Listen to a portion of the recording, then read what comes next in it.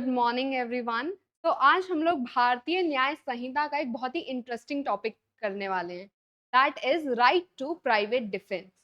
अब private defence का right क्या है ये जानने से पहले एक बेसिक इंट्रोडक्शन हमें चाहिए कि भारतीय न्याय संहिता क्या है। तो आपका भारतीय न्याय संहिता, जो कि आपका पुराना एक क्रिमिनल कोड हुआ करता था, इंडियन पीनल कोड, उसको रिप्लेस करके आया है अब भारतीय न्याय संहिता। तो भारतीय न्याय संहिता के अंदर गिवन है आपका हर एक एक्शन क्या ऑफेंस है और उस ऑफेंस की क्या सजा है। जैसे अगर ये पेन है, इंस्टीट्यूट का पेन है, अगर ये पेन मैं घर ले जाऊं अपनी जेब में डाल के सोच के कि इसे अपने पर्सनल पर्पस के लिए मैं यूज करूंगी या फिर मैं इसे बेच दूंगी, तो यहाँ पर मैंने क्या ऑफेंस कमिट करा है? थेफ्ट का ऑफेंस कमिट करा है। सिमिलरली अगर मैं विदाउट एनी रीजन जाके किसी व्यक्ति को गोली मार दूं, तो यहाँ पे मैंने क्या ऑफेंस कमिट करा है? मर्डर का ऑफेंस कमिट करा है। तो ऐसे ही आपका हर एक एक्ट या ओमिशन क्या ऑफेंस है और इसकी क्या सजा है, ये आपको भारतीय न्याय संहिता के अंदर गिवन है। अब कोई भी व्यक्ति अगर कोई एक्ट या ओमिशन कर रहा है तो वो क्या क्राइम होगा, क्या ऑफेंस होगा, उसकी क्या सजा है, तो आपके बीएनएस में गिवन है ही। पर आपके बीएनएस में एक सेक्शन ऐसा भी गिवन है जो कह रहा है कि अगर आपने कोई ऑफेंस कमिट किया तो वहां पर आपको पूरी छूट मिल जाएगी, माफी मिल जाएगी, एज इफ कि आपने कोई ऑफेंस करा ही नहीं है। उनमें से एक है ये right to private defence. Right to private defence क्या है समझने के लिए एक एग्जाम्पल देखते हैं। मान लीजिए रूम में अचानक से एक व्यक्ति आता है, वो कह रहा है कि मैम मैं तो आपको गोली मार दूंगा, अब आपको जान से मार दूंगा। अब यहाँ पर रूम का डोर उसने लॉक कर दिया है, मैं भाग नहीं सकती रूम से बाहर, मैं कहीं रूम में छुप नहीं सकती हूँ। मैं अपनी जान बचाने के लिए पुलिस वालों को कॉल करके अगर बुलाती भी हूँ तो जब तक पुलिस वाले आएंगे तब तक तो मैं मर चुकी होंगी, बल्कि मुझे मारने वाला व्यक्ति भाग भी चुका होगा। तो यहाँ पर लॉ कहता है कि हर बार आपको अपनी रक्षा के लिए जरूरी नहीं है कि आप अनलॉफुल अथॉरिटीज का ही वेट करो। काफी बार अपनी रक्षा करने के लिए सेल्फ डिफेंस में हमें खुद भी कुछ एक्शन लेना पड़ जाता है और वो एक्शन लेना हमें अलाउड है। तो यहाँ पर हमारे पास है राइट टू प्राइवेट डिफेंस कि मैं अपनी रक्षा के लिए अगर कोई भी एक्ट करती हूँ, उस इंसान को मैं खुद ही गोली मार देती हूँ या डंडों से पीट देती हूँ, इतना पीटती हूँ कि वो मर जाता है, तो यहाँ पर मेरा एक्ट जो है वो जस्टिफाइड होगा। ठीक है, जस्टिफाइड होगा कि लॉ कह रहा है कि हम समझ रहे हैं आपने ये एक्ट क्यों करा होगा। इसी को हम कहते हैं राइट ऑफ प्राइवेट डिफेंस। अब प्राइवेट डिफेंस का राइट आपका आपकी बॉडी के लिए हो सकता है कि आपने अपने शरीर की रक्षा करने के लिए, कि कोई आपको गोली मारने के लिए आ रहा था या कोई आपको किडनैप करने के लिए, अबडक्ट करने के लिए आ रहा था, कोई आप पे एसिड फेंकने आ रहा था, तो अपनी बॉडी की रक्षा करने के लिए हम प्राइवेट डिफेंस यूज कर सकते हैं। सिमिलरली प्राइवेट डिफेंस हम प्रॉपर्टी की रक्षा को करने के लिए भी कर सकते हैं। एज इन कि आपके घर पे रात के 2 बजे कोई 5-7 लोग आए जो कि आपका घर लूटने के लिए आए हैं, ठीक है, रॉबरी करने आए हैं, आपके साथ थेफ्ट कमिट करना है, आपके घर को आग लगाने कोई आया है, तो यहाँ पर भी आप अपनी प्रॉपर्टी की रक्षा कर सकते हो, आपको अलाउड है। अब अपनी बॉडी या फिर अपनी प्रॉपर्टी की रक्षा करने के अलावा भी हमारे पास राइट है। अगर हम अपनी बॉडी या प्रॉपर्टी की रक्षा कर रहे हैं तो उसे हम कहेंगे कि ये सेल्फ डिफेंस है, ठीक है। बट हमारे पास राइट है कि हम सेल्फ डिफेंस के साथ साथ किसी नेबर के डिफेंस में भी काम कर सकते हैं। नेबर के डिफेंस में कैसे? कि अगर मेरे सामने कोई व्यक्ति है जिसको 5-7 लोग पीट रहे हैं पकड़ के, तो यहाँ मेरे पास राइट है कि मैं उस इंसान की रक्षा कर सकती हूँ, उस इंसान को मरने से बचा सकती हूँ। ठीक है, अब नेबर का मतलब जरूरी नहीं है मेरा कोई पड़ोसी ही हो, नेबर का मतलब ये भी जरूरी नहीं है कि मेरा कोई जानकारी हो। लेट्स से मैं ड्राइव करके कहीं जा रही थी, मैंने वहां देखा कि कोई कुछ लोग एक व्यक्ति को मार रहे हैं या किसी घर में आग लगाने की कोशिश कर रहे हैं, तो यहाँ पर उस व्यक्ति को, जिसको मैं जानती भी नहीं हूँ, उसकी बॉडी या प्रॉपर्टी की रक्षा करने के लिए मैं जो भी एक्ट करूंगी वो भी प्राइवेट डिफेंस ही कहलाएगा। तो नेबर जो है कोई भी व्यक्ति हो सकता है जो मेरी विन सिटी में हो, आसपास हो, जिसकी मैं रक्षा कर सकूं। इसका मतलब ये नहीं है कि अगर आपके किसी सेलिब्रिटी को डेथ थ्रेट्स आते हैं तो आप फ्लाइट पकड़ के पहुंच जाएं मुंबई की, सलमान खान की रक्षा अब आप ही करेंगे। नेबर का मतलब है कि आपके इमीडिएट विसिनिटी में कोई हो। इमीडिएट विसिनिटी मतलब आसपास ही हो, जिसकी हेल्प आप इमीडिएटली कर सकते हो। ठीक है, यहाँ पर मैंने एक शब्द यूज करा कि आपका थ्रेट जो है वो इमीडिएट होना चाहिए। ठीक है, इमीडिएट होना चाहिए मतलब कि उसी समय आपको चोट की, ग्रीवियस हर्ट की या फिर डेथ तक होने की पॉसिबिलिटी हो। आपके मन में एक फियर हो, एक एप्रीहेंशन हो कि इमीडिएटली आपको कोई भी चोट पहुंचाई जा सकती है। ठीक है, यहाँ पर अगर कोई कॉल करके मुझे बोले कि कल शाम 5 बजे मैं तुम्हारे घर आऊंगा तुम्हें गोली मारने के लिए, तो ऐसा नहीं है कि मैं अगले दिन 5 बजे बैठ जाऊं राइफल्स लेके और बंदूकें लेके लोगों को बुला के कि हाँ जो भी आएगा उसको हम ही मार देंगे सेल्फ डिफेंस में। यहाँ पे मेरे पास एम्पल टाइम है कि मैं अथॉरिटीज को कॉल करूं, उन्हें बुलाऊं और कहूं कि आप आके मेरी रक्षा कीजिए, कोई व्यक्ति है जो मुझे जान से मारना चाहता है। तो यहाँ पर हम जो है प्राइवेट डिफेंस हमें नहीं मिलेगा क्योंकि इमीडिएट नहीं है थ्रेट। थ्रेट जो है वो कुछ समय बाद होने वाला है, तो इमीडिएट थ्रेट होना बहुत जरूरी है। दूसरी चीज जो हमें ध्यान रखनी वो है कि हम प्रपोर्शनेट हर्ट कॉज करें। प्रपोर्शनेट का क्या मतलब है? प्रपोर्शनेट हर्ट का मतलब है कि अगर कोई व्यक्ति आ रहा है एक डंडा हाथ में लेके, जो कि लेट्स से स्टायरोफोम का डंडा है, ठीक है, जिसके मारने से मुझे चोट भी नहीं लगेगी, और वो कह रहा है कि आज तो मैं तुम्हें इस डंडे से मार दूंगा, ठीक है, जान से मार दूंगा इसी डंडे से मार मार के। मुझे दिख रहा है स्टायरोफोम का डंडा है, फिर भी मैं गन निकालती हूँ अपनी, शूट कर देती हूँ। यहाँ पे कोर्ट पूछेंगे कि उस स्टायरोफोम के डंडे से आपको जो भी हार्म कॉज हो सकता था, वो हार्म और जो हार्म आपने कॉज करा है, क्या दोनों बैलेंस्ड हैं, क्या वो प्रोपोर्शनेट हैं? अब हमारे पास हमेशा ये रिकोर्स नहीं होगा कि अगर हमें कोई मार रहा है या कोई थ्रेट दे रहा है हमें मारने का, तो हम हमेशा ही प्रोपोर्शनेट कोई हर्ट जो है कॉज करें। अब हमारे लिए हमेशा पॉसिबल तो नहीं होगा कि हम फिजिक्स लगाने बैठ जाएं कि कितनी फोर्स यूज हुई है, हम कितनी यूज कर सकते हैं। तो इसलिए हम कहते हैं कि अप्रोक्सीमेट फोर्स जो है वो हम लगाएं। जैसे कि अगर एक व्यक्ति सामने से आ रहा है, अच्छा हट्टा कट्टा वो व्यक्ति है, जिम जाता है, वो कह रहा है कि मैं तुम्हें 10 थप्पड़ मारूंगा, ठीक है, और एक बच्चा आता है छोटा सा 10-12 साल का, वो कहता है मैं आपको 10 थप्पड़ मारूंगा। यहाँ पे वो बच्चा जो मुझे हर्ट कॉज कर सकता है वो बहुत कम है, उसको वार्ड ऑफ करने के लिए मैं एक थप्पड़ भी मारूंगी उस बच्चे को तो वो भाग जाएगा, ठीक है, या मुझे मार नहीं पाएगा वो। तो यहाँ पे उस बच्चे से बचने के लिए बहुत ही कम फोर्स मुझे यूज करने की जरूरत है, ये चीज मैं भी समझ पा रही हूँ। पर जो हट्टा कट्टा व्यक्ति है वो अगर मुझे 10 थप्पड़ मारेगा तो मैं तो मर जाऊंगी। तो उससे बचने के लिए मैं अगर उसे 10 थप्पड़ मारूं या 11 या 12 थप्पड़ भी मार दूं तो वो रीजनेबल होगा, वो एक रीजनेबल फोर्स होगी। हट्टा कट्टा व्यक्ति है तो उसके एक चांटे में भी काफी बल होगा और मेरे एक चांटे में बहुत कम शक्ति होगी। तो उसको वार्ड ऑफ करने का मतलब ये नहीं है कि वो 10 मारने की धमकी दे रहा है तो मैं 10 ही थप्पड़ मार सकती हूँ उसे। अपनी जान बचाने के लिए, उससे ना पिटने के लिए मैं उस पर कोई भी फोर्स यूज कर सकती हूँ जो कि प्रपोर्शनेट होगी, ठीक है। तो इसीलिए हमने कहा कि आपका थ्रेट एक तो इमीडिएट होना चाहिए और जो फोर्स आप यूज कर रहे हो वो प्रपोर्शनेट होनी चाहिए। अगर प्रपोर्शनेट नहीं है, कोई बच्चा मुझे कह रहा है मैं आपको 10 थप्पड़ मारूंगा, मैं उसे गोली मार देती हूँ, यहाँ पे प्रपोर्शनेट बिल्कुल भी नहीं है फोर्स, तो यहाँ पे मेरा एक्ट सेल्फ डिफेंस नहीं देखा जाएगा बल्कि एक ऑफेंस देखा जाएगा। ठीक है, आइए हम लोग भारतीय न्याय संहिता के सेक्शंस देखते हैं। सबसे पहले सेक्शन 34 हमारे पास है जो कि बात कर रहा है जस्टिफाइबल डिफेंसेस की।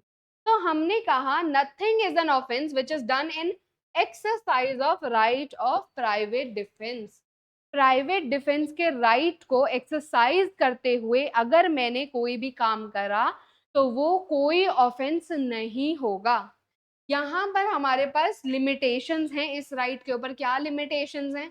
तो पहला है कि राइट ऑफ प्राइवेट डिफेंस किसी भी ऐसे एक्ट को जस्टिफाई नहीं करेगा जो कि कोई डिफेंस नहीं है पर एक ऑफेंस है। मतलब यहाँ पर ये राइट वो व्यक्ति क्लेम नहीं कर सकता जो खुद ही अटैक कर रहा है, जिसने खुद अटैक कोर्ट करा है। मतलब समझिए इसका कि अगर मैं ही सामने से जाके किसी को मार रही हूँ, उसने कोई थ्रेट मुझे नहीं दिया, मुझे कोई इमीडिएट हर्ट का कोई एप्रीहेंशन नहीं है, कोई फ़ियर नहीं है, कुछ नहीं है, मैं सामने से जाके किसी को मार रही हूँ, तो वहाँ पे मैं क्लेम नहीं कर सकती कि ये मेरा राइट ऑफ प्राइवेट डिफेंस है। क्योंकि यहाँ पे मैं खुद अटैकर हूँ। मैं जो एक्ट कर रही हूँ वो खुद एक जो है यहाँ पर अटैक मैं कॉज़ कर रही हूँ। मैं यहाँ पे रिएक्ट नहीं कर रही, एक्ट कर रही हूँ। ठीक है? 2 चीज़ें हमारे पास, एक है एक्शन और दूसरा है आपके पास रिएक्शन। तो देखिए एक्शन तो आप सामने से कर रहे हैं, जो ये आपका इनिशिएट हुआ है। जब इनिशिएट हुआ है तो वो एक्शन है। और अगर उसका रिप्लाई आप कर रहे हो, अगर आपके साथ जो भी एक्शन हो रहा है उस पर आप जो हैं कुछ एक्ट कर रहे हो, तो वो रिएक्शन कहलाएगा, जो कि इनिशिएट नहीं कर रहा है पर रिस्पॉन्ड कर रहा है। तो ये चीज़ बहुत ज़रूरी है कि आप इनिशिएट ना करें अटैक को, क्योंकि ये सेल्फ डिफेंस नहीं है। अगर आप रिस्पॉन्ड कर रहे हो, रिएक्ट कर रहे हो, तो वो प्राइवेट डिफेंस कहलाएगा। तो आपके Laxman Sahu versus state of Odisha के केस में भी यही कहा गया था कि राइट ऑफ प्राइवेट डिफेंस सिर्फ उन्हीं को अवेलेबल है जहां पर इमीडिएट कोई थ्रेट है। अगर आपके पास समय है कि आप भाग सको, आप छुप सको, आप जो है लॉफुल अथॉरिटीज के पास जा सको अपनी रक्षा के लिए, वहां पे कोई राइट ऑफ प्राइवेट डिफेंस आपके पास नहीं है। पर अगर इमीडिएट थ्रेट है, आपको पता है कि आप किसी भी तरह बच नहीं सकते, तो वहां पे कोई भी अगर एक्ट आप कर रहे हो तो वो सेल्फ डिफेंस कहलाएगा। राइट ऑफ प्राइवेट डिफेंस जो है वो सिर्फ और सिर्फ रिपेल करने के लिए यूज किया जा सकता है। ये जो है वो डिफेंस में यूज किया जा सकता है। ये प्रिवेंटिव है, प्यूनिटिव नहीं है। कोई हार्म मुझे हो, उस हार्म से बचने के लिए, उसको प्रिवेंट करने के लिए मैं कोई एक्ट कर सकती हूँ, पर ये किसी को पनिश करने के लिए नहीं हो सकता, ये प्यूनिटिव नहीं हो सकता है। ठीक है? प्राइवेट डिफेंस जो है फ्री फाइट के केस में भी हमें अवेलेबल नहीं होता है। मतलब अगर मैं और कोई व्यक्ति दोनों एकदम से आगे भिड़ जाएं, हमारी किसी बात पे तू मैं हो जाए और हम एक दूसरे को पीटना चालू कर दें, तो हम दोनों में से एक भी right of private defence claim नहीं कर सकता है। पर मान लीजिए मेरी किसी से बहस हो रही है और मैं उसे कह रही हूँ कि अरे तुमने ये काम गलत करा है, तुम ऐसे कैसे कर सकते हो, और वो व्यक्ति सामने से मुझे पीटना चालू कर दे जबकि मैंने उस पर हाथ नहीं उठाया है, और मैं यहाँ पर अपनी आत्मरक्षा में अब जो है उस व्यक्ति को दूर हटाने के लिए, वार्ड ऑफ करने के लिए फोर्स यूज कर सकती हूँ। अगर मुझे रीजनेबल एप्रीहेंशन है कि ये तो इतने गुस्से में मुझे मार रहा है, मुझे चोट लग सकती है, मुझे कुछ हो सकता है, ग्रीवियस हर्ट हो सकता है, डेथ मेरी कॉज हो सकती है, तो वहां पे फोर्स आप यूज कर सकते हो। पर किसी और के सेल्फ डिफेंस के एक्ट पर आप जो है प्राइवेट डिफेंस यूज नहीं कर सकते। आप अगर खुद किसी को गोली मारने जाओ और वो अपने बचाव में आपको गोली मार दे, और अब अपने बचाव में आप उसे गोली मार दो, तो यहाँ पे आप नहीं कह सकते कि मेरा भी राइट ऑफ प्राइवेट डिफेंस है। वो उसी समय खत्म हो गए जिस समय आपने एक्शन किया, एक्ट किया, इनिशिएट किया। आप जो हैं एक्ट करके रिएक्ट नहीं कर सकते हो। सामने वाला व्यक्ति आपके एक्शन पे रिएक्शन दे सकता है, रिस्पॉन्ड उस पे कर सकता है। That is right of private defence. तो अगर आपके पास रिकोर्स है पब्लिक अथॉरिटीज को कि आप कॉल कर सको पुलिस वालों को, आप उन्हें बोल सको कि मुझे कोई थ्रेट दे रहा है, मुझे मारने की धमकी दे रहा है, मुझे कुछ करने की धमकी दे रहा है, मुझे कुछ कर सकता है, वहां पे प्राइवेट डिफेंस आपका नहीं लगेगा। दूसरा, एक्सेस ऑफ हार्म जो है बिल्कुल भी जस्टिफाइड नहीं है। टेरुबिन ग्रेगरी का एक केस था जहां पे एक व्यक्ति अपने घर के बाहर एक वॉशरूम बनवाता है। अब ये वॉशरूम घर के बाहर है तो कोई भी आते जाते इसको यूज ना कर ले, ये सोच के वो उसके बाहर लाइव वायर्स, नंगी तारें बिछा देता है कि कोई भी आएगा पांव रखेगा उसे करंट लगेगा। यहाँ पे एक ट्रेस पासर आता है बिना इस व्यक्ति की परमिशन के, और वो ये वॉशरूम यूज करने जाता है, वो अपना पाँव रखता है लाइव वायर के ऊपर, उसे करंट लगता है और बिजली का झटका इतना जोर का लगता है कि उसकी मौत हो जाती है। यहाँ पे कोर्ट ने कहा कि अपनी प्रॉपर्टी की रक्षा करने का अधिकार है तुम्हारे पास, प्राइवेट डिफेंस है, पर तुमने जो फोर्स यूज करी है वो बहुत ज्यादा एक्सेस है। बहुत ही ज्यादा तुमने फोर्स यूज करी। किसी को वॉशरूम यूज ना करने देने के लिए ताला लगा दो, समझ आता है, बट तुमने लाइव वायर्स बिछा दी, तो तुम्हें समझ आना चाहिए कि जो फोर्स तुम यूज कर रहे हो वो बहुत ही ज्यादा है। तो यहाँ पर क्योंकि हार्म एक्सेस में था, इसीलिए कोर्ट ने कहा कि ये बिल्कुल जस्टिफाइड नहीं है जो एक्ट तुमने किया है। अब आपका सेक्शन 35 कह रहा है right of private defence of body end of property. ये सेक्शन डील कर रहा है कि आपका राइट ऑफ प्राइवेट डिफेंस किसके लिए है। तो जैसा कि हमने बात करी, आपकी अपनी बॉडी के लिए है, किसी और की बॉडी के लिए है, साथ ही साथ आपकी प्रॉपर्टी के लिए है और किसी और पर्सन की प्रॉपर्टी के लिए है। अब ये प्रॉपर्टी मूवेबल और इमूवेबल दोनों हो सकती है। मूवेबल प्रॉपर्टी जैसे कि ये बॉटल, जैसे कि गहने, जैसे कि आपका फोन, कोई भी उठा के ले जा सकता है, मूव कर सकता है। इमूवेबल प्रॉपर्टी मतलब आपका घर हो गया, ठीक है, भारी भारी कोई चेयर्स कुर्सियां हो गई, आपकी कोई भी चीज जो जमीन से जुड़ी हुई है, कोई पेड़ हो गया, ठीक है, ये सारे इमूवेबल प्रॉपर्टी हैं। तो अगर आपकी प्रॉपर्टी चाहे मूवेबल हो चाहे इमूवेबल हो, उसको अगर थ्रेट है, किस चीज का थ्रेट है, थेफ्ट का थ्रेट है, रॉबरी का जो है थ्रेट है, मिसचीफ का, क्रिमिनल ट्रेसपास का, या फिर इनमें से किसी को ऑफेंस को कमिट करने का भी अगर थ्रेट है, तो उसके अगेंस्ट आप राइट ऑफ प्राइवेट डिफेंस अपना यूज कर सकते हैं। राइट। अब हमारे पास है सेक्शन 36 जो कि बात कर रहा है private defence against a person of unsound mind की। तो इस सेक्शन को पढ़ने से पहले ये जानिए कि जैसा कि मैंने कहा कि आपके भारतीय न्याय संहिता के अंदर कुछ ऐसे सेक्शन हैं जो बात कर रहे हैं कि अगर आप कोई भी ऑफेंस करते हो तो वो ऑफेंस कोई भी ऑफेंस नहीं माना जाएगा, ऐसा माना जाएगा आपने कोई ऑफेंस करा ही नहीं। उनमें से एक पार्ट तो राइट ऑफ प्राइवेट डिफेंस है, दूसरा पार्ट हमारे पास एक्सक्यूजेबल डिफेंसेस हैं, जहां पर आपने जो एक्ट करा है वो एक्सक्यूज किया जा सकता है। इन द सेंस, मान लीजिए एक 2 साल का बच्चा है, वो अपने पापा की गन के साथ खेल रहा है, खेलते खेलते गलती से गन चल जाती है, फादर को गोली लगती है, फादर की मौत हो जाती है। यहाँ पे क्या उस 2 साल के बच्चे को मर्डर की सजा हमें देनी चाहिए? क्या उसे खूंखार क्रिमिनल की तरह जेल में बंद कर देना चाहिए? बिल्कुल भी नहीं। वो तो छोटा सा बच्चा है, वो तो सोच समझ भी नहीं सकता कि वो क्या एक्ट कर रहा है। ऐसे बच्चों को हम कहते हैं डॉली इन कैपेक्स, कि तुम तो केपेबल ही नहीं हो एक गिल्टी माइंड फॉर्म करने के लिए। किसी की मौत आप कर रहे हैं, किसी की डेथ कॉज कर रहे हैं, तो उसके लिए आपके मन में एक इंटेंशन होगी उसकी डेथ कॉज करने की, या फिर आपको नॉलेज होगी कि आपके एक्ट से उसकी डेथ हो सकती है। 2 साल के बच्चे की ना तो इंटेंशन हो सकती है ना नॉलेज हो सकती है, तो इसीलिए इसे एक्सक्यूज हम कर देंगे, क्योंकि तुम इतने छोटे बच्चे हो तो हम एक्सक्यूज कर देंगे कि तुमने ये ऑफेंस किया। सिमिलरली कोई व्यक्ति है जिसे किसी ने ड्रग्स दे दिए हैं, वो इंटॉक्सिकेट हो गया है, उसे कुछ होश खबर नहीं है वो क्या कर रहा है क्या नहीं कर रहा है, अगर वो भी कोई ऑफेंस करता है तो वो भी एक्सक्यूज कर दिया जाएगा, गिवन द फैक्ट कि वो वॉलंटरली उसने वो नशे ना करे हो, इनवॉलंटरली उसे की परमिशन के और उसके जाने बिना किसी ने अगर उसे ये सब दिया हो। ऐसे ही हमारे पास अनसाउंड माइंड के पर्सन हैं जो सोच समझ नहीं सकते कि वो क्या एक्ट कर रहे हैं।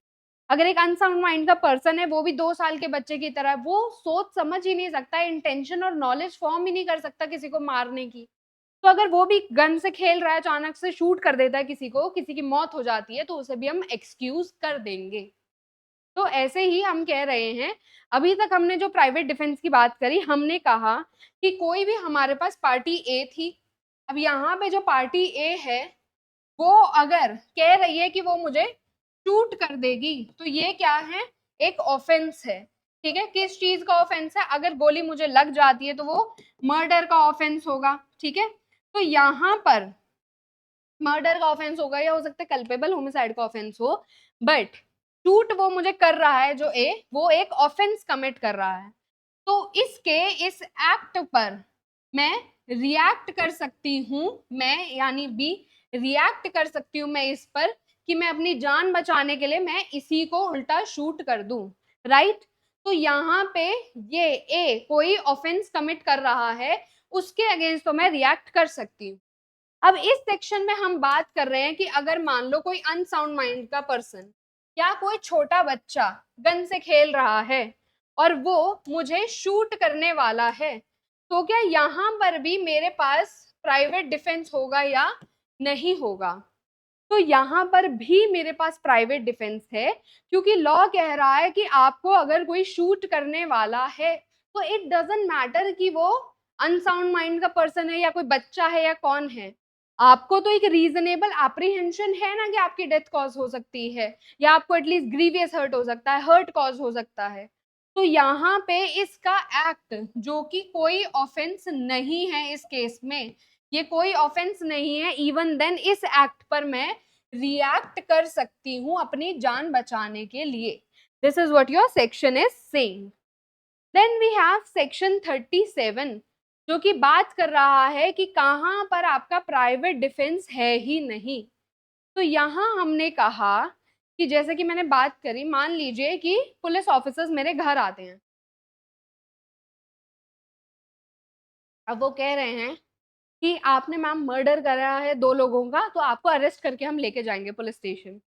अब वो मुझे अरेस्ट करने आए हैं, तो अरेस्ट करके लेके जाएंगे तो मेरे ऊपर केस करेंगे, केस करेंगे, मैंने अगर मर्डर करा है तो मुझे तो डेथ पेनल्टी भी मिल सकती है, तो ये लोग मेरी डेथ कॉज कर सकते हैं।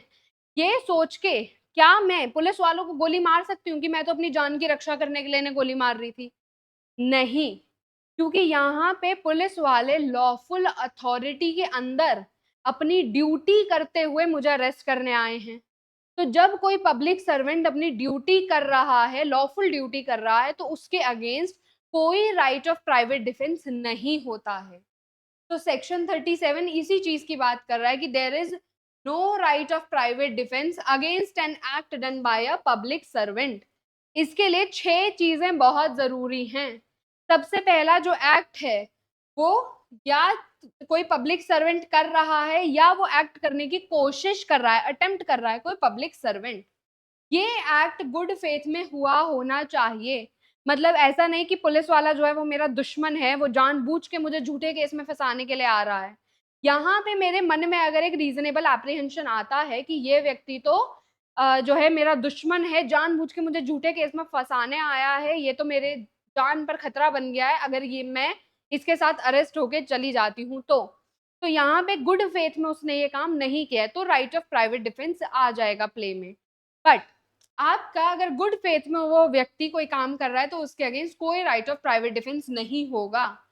जो भी एक्ट पब्लिक सर्वेंट कर रहा है वो under the colour of his office कर रहा है, प्रॉपर वो यूनिफॉर्म में है या प्रॉपर उसके पास जो है अथॉरिटी है आपको अरेस्ट करने की, या जो भी वो काम कर रहा है, एक्ट कर रहा है, वो करने की उसके पास प्रॉपर अथॉरिटी है। ये जो एक्ट है उससे आपको कोई रीजनेबल एप्रीहेंशन नहीं होना चाहिए डेथ या फिर ग्रीवियस हर्ट का। जो भी पुलिस वाला आया है मुझे अरेस्ट करने के लिए, वो कह रहा है कि साथ चलो तुम, अब हम तुम्हें बताते हैं, तुम क्या मर्डर करके भागोगी, अब तुम आओ हमारे हाथे चढ़ गई हो ना, अब तो हम तुम्हें पीट पीट के तुमसे सच निकलवा लेंगे। तो यहाँ पे मुझे रीजनेबल एप्रीहेंशन है कि अगर मुझे अरेस्ट करके ले जाया जाता है तो मुझे मारा जाएगा, मुझे ग्रीवियस हर्ट हो सकता है, मेरी डेथ भी कॉज हो सकती है। तो यहाँ भी मेरे पास राइट ऑफ प्राइवेट डिफेंस आ जाएगा। अदरवाइज मेरे पास कोई राइट ऑफ प्राइवेट डिफेंस नहीं होगा against the actions of a public servant. जो एक्ट हुआ है वो स्ट्रिक्टली जस्टिफाइड बाय लॉ जो है वो हो या ना हो ये जरूरी नहीं है। अब पुलिस वाला जो भी आपको अरेस्ट कर रहा है अगर उसके पास लॉफुल अथॉरिटी नहीं भी हो, ठीक है, इट मे बी और it may not be strictly justified by law. तो अगर कोई टेक्निकलिटी भी है, लेट्स से हमें प्रोविजन गिवन है कि शाम के बाद किसी औरत को अरेस्ट नहीं किया जा सकता, शाम के बाद और सनराइज से पहले औरत को अरेस्ट नहीं किया जा सकता, और या फिर किसी फीमेल को अगर अरेस्ट करने आप जाएंगे तो कोई फीमेल ऑफिसर होनी चाहिए साथ में। अगर मान लीजिए कोई मेल ऑफिसर मुझे अरेस्ट करने आया है तो मैं सिर्फ इस रीजन से कि ये तो मेल है फीमेल नहीं है, मैं अब उसे शूट नहीं कर सकती, मैं प्राइवेट डिफेंस बोल के उसको मार नहीं सकती। यहाँ पर हम क्या करेंगे, कहेंगे कि जो एक्ट है वो स्ट्रिक्टली जस्टिफाइड बाय लॉ ना भी हो, तब भी वो एक्ट ऐसा नहीं था कि मुझे रीजनेबल एप्रीहेंशन हो डेथ या ग्रीवियस हर्ट की। जो एक्ट है आपका वहां पर एक रीजनेबल ग्राउंड होना चाहिए ये मानने का कि एक्ट जो है वो किसी पब्लिक सर्वेंट या फिर उसकी अथॉरिटी के अंदर काम कर रहे व्यक्ति ने करा है। मतलब जो भी आपको अरेस्ट करने आया है या जो भी कोई व्यक्ति कोई एक्ट कर रहा है वो या तो खुद कोई पब्लिक सर्वेंट है या पब्लिक सर्वेंट की अथॉरिटी के अंडर वो ये काम कर रहा है। नेक्स्ट हमारे पास है सेक्शन 38। सेक्शन 38 बात कर रहा है कि आपका राइट ऑफ प्राइवेट डिफेंस कब इतना एक्सटेंड कर सकता है कि आप किसी की डेथ भी कॉज कर दो। अब हर बार ऐसा नहीं है कि कोई कह रहा है कि मैं तुम्हें 10 थप्पड़ मारूंगा और आप उसकी डेथ कॉज कर दो, बट मान लीजिए बहुत हट्टा कट्टा व्यक्ति है और उसके एक थप्पड़ में इतनी शक्ति है, इतना बल है कि उसी से आपके 2-4 दांत ढीले हो जाएंगे। अब यहाँ पे वो व्यक्ति 10 थप्पड़ आपको मारेगा, तब तो आप मर जाएंगे। तो यहाँ पर हमें जानना जरूरी है कि किस केस में आप जो है किसी व्यक्ति की, सामने वाले व्यक्ति की डेथ भी कॉज कर सकते हो और किस केस में आपको ये अलाउड नहीं है। तो सेक्शन 38 कह रहा है कि लॉ जो है ऑथराइज कर रहा है किसी भी व्यक्ति को जो कि किसी रीजनेबल एप्रीहेंशन के अंडर है कि उसकी लाइफ डेंजर में है। ठीक है, आपको किस चीज का रीजनेबल एप्रीहेंशन है कि आपकी जीवन जो है वो डेंजर में है, आपको ग्रीवियस हर्ट हो सकता है या आपकी डेथ की जा सकती है, यहाँ पर आप जो है किसी की डेथ कॉज कर सकते हो। इसके लिए हमारे पास सेक्शन 38 है जो कि कह रहा है कि अगर सेक्शन 37 जो कि कह रहा है कि प्राइवेट डिफेंस कहाँ नहीं लगेगा, तो पब्लिक सर्वेंट को छोड़ के अगर कोई व्यक्ति आया है जिसके एक्ट से आपको रीजनेबल एप्रीहेंशन है कि आपकी डेथ हो सकती है या आपको ग्रीवियस हर्ट हो सकता है, वहां पे आप उस व्यक्ति की डेथ कॉज कर सकते हो। अब हमारे पास ये सेवरल सर्कमस्टांसेस हैं। तो सबसे पहला है कि आपको ऐसा एप्रीहेंशन है कि आप ही की डेथ कॉज हो जाएगी। दूसरा है कि आपको एप्रीहेंशन है कि अगर मरूंगा नहीं तो ग्रीवियसली हर्ट हो जाऊंगा। तीसरा, कोई व्यक्ति आपका रेप करने के लिए आ रहा है। चौथा, कोई व्यक्ति अननेचुरल लस्ट सेटिस्फाई करने आ रहा है। अननेचुरल लस्ट हम कह रहे हैं कि ऐसा कोई सेक्सुअल इंटरकोर्स जो कि आपके सेम सेक्स कपल के बीच में अगर हो रहा है, राइट। तो अननेचुरल लस्ट अगर सेटिस्फाई करने कोई आ रहा है तो। पांचवा कह रहा है कि कोई आपको किडनैप या अबडक्ट करने के लिए आ रहा है। छठा, आपको कहा जा रहा है कि जो भी व्यक्ति सामने से आ रहा है वो आपको रॉन्गफुली कन्फाइन करने के लिए आ रहा है, आपको बंद करने आ रहा है, आपके हाथ पांव बांधने के लिए आ रहा है। ठीक है, जहां पे आपको रीजनेबल एप्रीहेंशन है कि आपको बंद करने के बाद, आपके हाथ पांव बंद करने के बाद आपको हो सकता है मारा पीटा जाए, आपकी डेथ कॉज हो जाए, आपको हर्ट या ग्रीवियस हर्ट हो। तो रॉन्गफुल अगर कन्फाइन करने कोई आ रहा है जहां पे आपको लग रहा है कि आप वहां से छूट नहीं पाओगे, या फिर कोई आपके ऊपर एसिड फेंकने आ रहा है या उसने अटेम्प्ट करा है फेंकने का, तो इन केसेस के अंदर, इन 7 केसेस के अंदर आप किसी की डेथ भी कॉज कर सकते हैं। अब धीरेजा भावजी के केस के अंदर यहाँ पे कहा गया था कि जो एप्रीहेंशन है वो माइंड ऑफ द एक्यूज के अंदर होनी चाहिए कि उसकी डेथ या ग्रीवियस हर्ट हो सकती है, बट ये एप्रीहेंशन आपकी अननेचुरल नहीं हो सकती। मतलब अगर मैं कहूं कि मैं तो तुम पे काला जादू कर दूंगी, आज काला जादू करूंगी, कल तुम मर जाओगे। अब हमें पता है कि कोई भी रीजनेबल प्रूडेंट पर्सन जो है अगर वो ये सुनेगा तो वो क्या कहेगा, काला जादू तो होता ही नहीं है, काला जादू कुछ भी नहीं है, ऐसे मैजिक से किसी की डेथ नहीं हो सकती। तो कोई भी रीजनेबल प्रूडेंट पर्सन के मन में ये फियर या एप्रीहेंशन नहीं आएगा कि वो मर जाएगा। तो अगर मैं किसी को कहूं मैं तुम पे काला जादू कर दूंगी, कल तुम मर जाओगे, तो वो मेरी डेथ कॉज नहीं कर सकता है।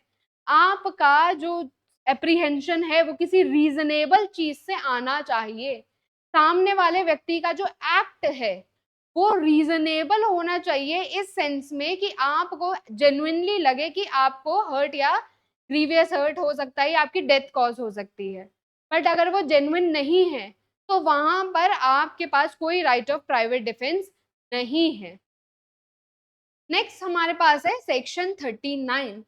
सेक्शन 39 बात कर रहा है ये राइट आपका कब आपको अलाउ कर रहा है कि आप डेथ के अलावा कोई भी अदर आर्म करो। देखिए, जो हमने 7 केसेस ये डिस्कस करे, अगर इन 7 केसेस को छोड़कर कोई भी चीज आपके साथ हो रही है तो आप डेथ छोड़ के कोई भी हार्म कॉज कर सकते हो। ठीक है, आपके साथ कोई भी ऐसा ऑफेंस हो रहा है जो कि इन 7 के अंदर नहीं आ रहा है तो उस केस में आप डेथ छोड़ के कोई भी हर्ट कॉज कर सकते हो, आप ग्रीवियस हर्ट भी कॉज कर सकते हो। कोई व्यक्ति सामने से आ रहा है ऐसे हाथ करके, मैं तो तुम्हें पकड़ लूंगा, अब मुझे पता है कि वो मुझे कन्फाइन नहीं कर सकता, कहीं बंद नहीं कर सकता, मेरे पास रिकोर्स भी है। यहाँ पर रिकोर्स इन द सेंस ये नहीं कि मैं पुलिस वालों को बुला सकूँ या भाग सकूँ, रिकोर्स इन द सेंस कि अगर ये मुझे पकड़ लेता है तो मैं छुड़ा के भाग सकती हूँ। तो यहाँ पर हम नहीं कहेंगे कि रॉन्गफुल कन्फाइनमेंट हो सकता था, बट यहाँ पर मैं डेथ छोड़ के कोई भी हर्ट कॉज कर सकती हूँ। This is what your section 39 is saying. Then we have section 40. Now this is very important. Section 40 is talking about कि आपका ये जो reasonable apprehension है कि आपको hurt या grievous hurt हो सकता है, ये आपका जो आपको प्राइवेट डिफेंस दिलवा रहा है, ये कब स्टार्ट होता है और कब नहीं खत्म होता है, ठीक है। हमें ये जानना बहुत जरूरी है कि हमारा प्राइवेट डिफेंस का अधिकार हमें कब मिलना शुरू होता है। ऐसा नहीं कि मैं सामने से कुछ लोगों को आते हुए देखूं, बहुत सारी भीड़ आ रही है और मुझे लगेगा कि अच्छा ये तो मुझे मार देंगे गोली, तो मैं सबको शूट करना चालू कर दूं। तो ये जानना जरूरी है कि कब ये राइट हमारा कमेंस करता है। तो सेक्शन 40 कह रहा है कि right of private defence of body commences करेगा as soon as there is a reasonable apprehension of danger. आपको जैसे ही लगे कि आपके साथ जो हमने 7 केसेस डिस्कस करे उनमें से कुछ हो सकता है, उसी समय राइट ऑफ प्राइवेट डिफेंस आपका स्टार्ट हो जाएगा। वहां पर अब आप आत्मरक्षा में कुछ भी कर सकते हो। ये जो है आपका किसी अटेम्प्ट से, किसी ने कोशिश करी मेरे ऊपर एसिड फेंकने की, तो अटेम्प्ट से, या फिर आपका कोई थ्रेट हो सकता है कि कोई सामने से आ रहा है हाथ में बंदूक लेकर बोलते हुए कि मैं तो तुम्हें शूट कर दूंगा।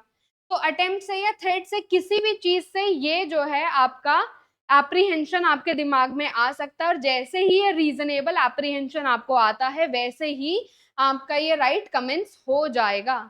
कोई भी एक्चुअल इंजरी आपको होना जरूरी नहीं है इस राइट की कमेंस करने के लिए। ऐसा नहीं है कि मैं वेट करूंगी, अच्छा एसिड फेंकने आ रहे हो तो एसिड फेंको फटाफट, वो मेरे ऊपर गिरे ना गिरे उसके बाद में कुछ एक्ट करूंगी। जस्ट अगर मेरे मन में ये रीजनेबल एप्रीहेंशन आ गया कि वो मेरे ऊपर एसिड फेंक सकता है, तो मैं अपने सेल्फ डिफेंस में कुछ भी कर सकती हूँ, उस व्यक्ति की डेथ भी कॉज कर सकती हूँ। देन वी हैव सेक्शन 41 जो कि बात कर रहा है कि कब right of private defence of property extend करता है टू कॉजिंग डेथ। अब हमने कुछ केसेस की बात करी जहां पे right of private defence of body में अलाउड है आपको डेथ कॉज करना, जो हमने 7 सर्कमस्टांसेस देखे थे। अब सेक्शन 41 बात कर रहा है कि किन केसेस में प्रॉपर्टी की रक्षा करने के लिए भी आप किसी की डेथ कॉज कर सकते हो। तो देखो, सबसे पहले हमारे पास है कि अगर कोई रॉबरी करने आ रहा है, तो रॉबरी मतलब 5 या 5 से ज्यादा लोग आ रहे हैं चोरी चकारी करने के लिए, ठीक है। दूसरा कि हाउस ब्रेकिंग हो रही है, मतलब आपके घर में कोई एंटर कर रहा है, वो किसी भी पर्पज से एंटर कर रहा हो, अगर वो सनसेट के बाद और सनराइज से पहले है, मतलब जो अंधेरे का समय होता है, सूरज के डूबने के बाद और उगने से पहले का जो समय है, उस बीच में अगर कोई व्यक्ति आपके घर में एंटर करने की कोशिश कर रहा है, तो वहां पर एक रीजनेबल एप्रीहेंशन है कि ये आपकी प्रॉपर्टी को या आपको खुद को नुकसान पहुंचा सकता है। तीसरा है, अगर आप जो है मिसचिफ कर रहे हैं, क्रिमिनल मिसचिफ कर रहे हैं आग से या किसी एक्सप्लोजिव सब्सटेंस से, मतलब अगर मैं आपके घर के बाद केरोसिन ऑयल फेंक रही हूँ, तो यहाँ पर हमें समझ आ रहा है कि आग लगाई जा सकती है। मैं अगर आपके घर के बाहर जो है डायनामाइट बिछा रही हूँ, पटाखे बिछा रही हूँ बहुत सारे क्वांटिटी में, तो ये एक्सप्लोजिव सब्सटेंसेस हैं, और यहाँ पर अपनी प्रॉपर्टी की, अपनी घर की रक्षा करने के लिए मैं किसी की डेथ भी कॉज कर सकती हूँ। अब ये आपका किसी भी बिल्डिंग पर किया जा सकता है, किसी भी टेंट पे, किसी भी वेसल पे किया जा सकता है जो कि ह्यूमन ड्वेलिंग के लिए यूज हो रहा है। मतलब लेट्स से मेरे घर के आगे बहुत बड़ा गार्डन है, मैं वहां पे टेंट लगा के रात में थोड़ा कैंपिंग का शौक मुझे है, कैंपिंग जैसा माहौल बना रही हूँ मैं, अब मैं टेंट में भी अगर सो रही हूँ, तो ह्यूमन ड्वेलिंग के लिए तो ये यूज हो रहा है ना। तो अब यहाँ पर भी कोई आग लगाने की कोशिश करेगा तो भी मैं डेथ कॉज कर सकती हूँ। फिर हमारे पास है कि कोई व्यक्ति अगर चोरी करने आ रहा है, मिसचिफ करने आ रहा है, हाउस ट्रेसपास कर रहा है, और वो ऐसे काम कर रहा है कि आपको एक रीजनेबल एप्रीहेंशन है कि आपकी या तो डेथ हो सकती है या आपको ग्रीवियस हर्ट हो सकता है। मतलब मान लीजिए रात के 2 बजे कोई आपके घर में घुस रहा है और उसके पास डंडा है या गन है या चाकू है, तो मुझे यहाँ पे एक रीजनेबल एप्रीहेंशन है कि चोरी के अलावा ये मुझे भी नुकसान पहुंचा सकता है। तो यहाँ पे उस व्यक्ति की मौत भी मैं कर सकती हूँ, उसकी डेथ कॉज कर सकती हूँ मैं, ठीक है। नेक्स्ट हमारे पास है सेक्शन 42 जो कि बात कर रहा है कब आपका right of private defence of the property कोई भी ऐसे हार्म पे एक्सटेंड कर सकता है जहां पे डेथ कॉज आप नहीं कर रहे हो। मान लीजिए सिंपली कोई दिन में ही चोरी करने आ रहा है आपके घर में, हाथ में कुछ वेपन्स भी नहीं है उसके, अब क्या आप उसकी डेथ कॉज कर सकते हो? नहीं। सिर्फ उस केस में आप डेथ कॉज कर सकते हो, थेफ्ट के केस में, जहां पर आपको रीजनेबल एप्रीहेंशन है कि आपकी डेथ हो सकती है या आपको ग्रीवियस हर्ट हो सकता है। तो दिन में अगर कोई चोरी करने आ रहा है, एक व्यक्ति, कोई वेपन भी नहीं है, तो यहाँ पे कोई रीजनेबल एप्रीहेंशन नहीं है कि आपकी डेथ हो सकती है या आपको ग्रीवियस हर्ट हो सकता है। तो यहाँ पर आप डेथ छोड़कर कोई भी जो है चोट उसे पहुंचा सकते हो, आप उसे ग्रीवियसली हर्ट भी कर सकते हो, ठीक है। This is what your section 42 is saying. अब हम बात करें कि आपका right of private defence of property कब स्टार्ट करता है और कब तक कंटिन्यू करता है, ठीक है। तो सबसे पहले थेफ्ट के केस, सबसे पहले हमारे पास, हाँ, सबसे पहले हमारे पास है थेफ्ट के केस में आपका कब प्राइवेट डिफेंस जो है कमेंस करता है।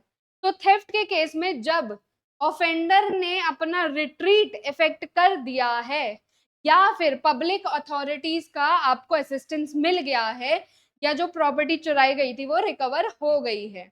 मतलब मान लीजिए कोई मेरे घर में आया चोरी करने के लिए, अब वो व्यक्ति चोर जो है वो भाग रहा है, मेरे घर से भाग रहा है, मुझसे दूर भाग रहा है, तो अब ये नहीं है कि मैं उसका पीछा करूंगी, नहीं तू रुक, अब मैं तुझे पीटूंगी, तू कैसे चोरी करने आया मेरे घर।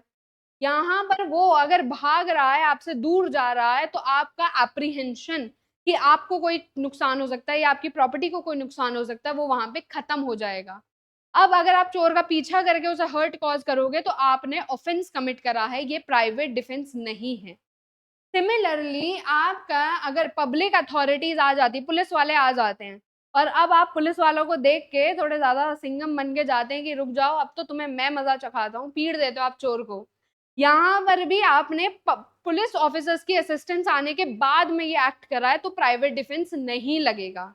या मान लीजिए चोर जो है आपके घर से एक संदूक चुरा के जा रहा था, भागते भागते संदूक गिर जाता है और वो भाग जाता है, यहाँ पे स्टोलन प्रॉपर्टी रिकवर हो गई, तो अब आप जो है उस चोर के पीछे नहीं भाग सकते उसे मारने के लिए, यहाँ पे आपका प्राइवेट डिफेंस खत्म हो जाता है। रॉबरी के केस में आपका जब तक ऑफेंडर या तो कर रहा है या अटेम्प्ट कर रहा है किसी भी पर्सन को कि उसे वो बांधे रखेगा, डेथ कॉज कर देगा, हर्ट कॉज करेगा।